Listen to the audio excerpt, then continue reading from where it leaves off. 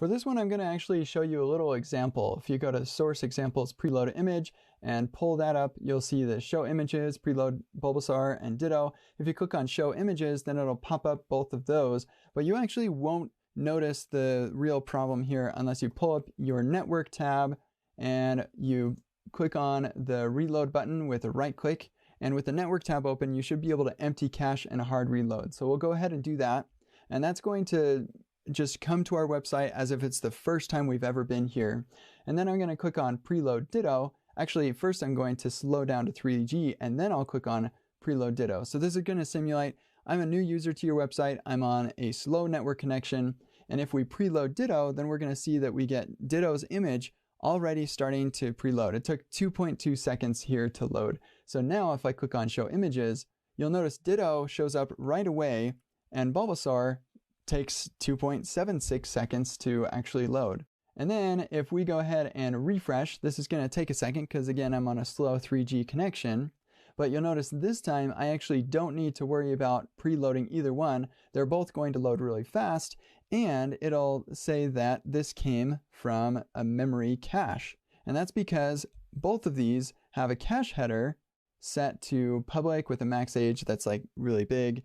And that works out really nicely because we know that these images probably won't change for a really long time. And so there's no reason for the browser to go and request those images again because they aren't going to change anyway. Why don't you just save it to disk in the browser and then the browser can just go ahead and load that up right away. So that's a built-in cache mechanism that the browser has, and we want to leverage this same cache because we have a bit of a problem. So here, if I do this same kind of slow network connection here, we'll slow this down to slow 3G, and then I click on Pikachu.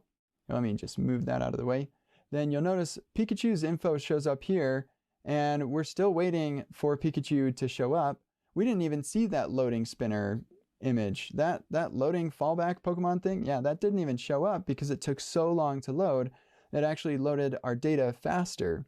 And so it'd be nice if we could preload this, and there are two ways that we can do this. We can either do it the same way we did with this preload image for both of these with JavaScript, where we create an image element, set its source to the URL for that image, and then that gets it preloaded into the cache, and that works out pretty well. Or we can actually go to our index.html because we know that we want that image loaded for the entire app. So I'm going to go ahead and say link rel is preload. We'll say href, and then our image for this fallback is right here in the image directory, Pokemon, and then fallback Pokemon. So we'll follow the template that we have in here with the public URL, and then image Pokemon fallback Pokemon.jpg. And this is going to preload it as an image. And with that now, I can come over here. Let's turn it back to online because I don't want to wait that long.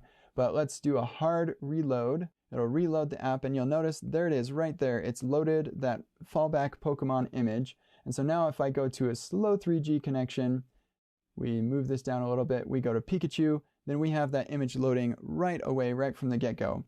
So I did that for you, but your task is to make sure that we load these images of each of these Pokemon before we actually show the data. Because as you observed, Pikachu's image didn't show up before the data showed up, and so it kind of looked kind of weird.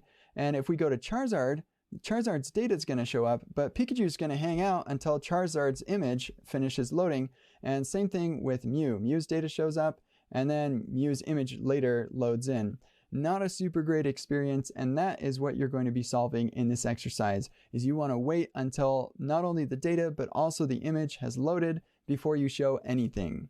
And then we also have some extra credits in here for you to play around with to avoid the waterfall and actually start making that request for the Pokemon image at the same time you make the request for the data, so you don't have any issues there. And then we're going to see that this is basically render as you fetch, and how that makes the whole user experience much better. So have a good time with this, and we'll see you on the other side of the exercise.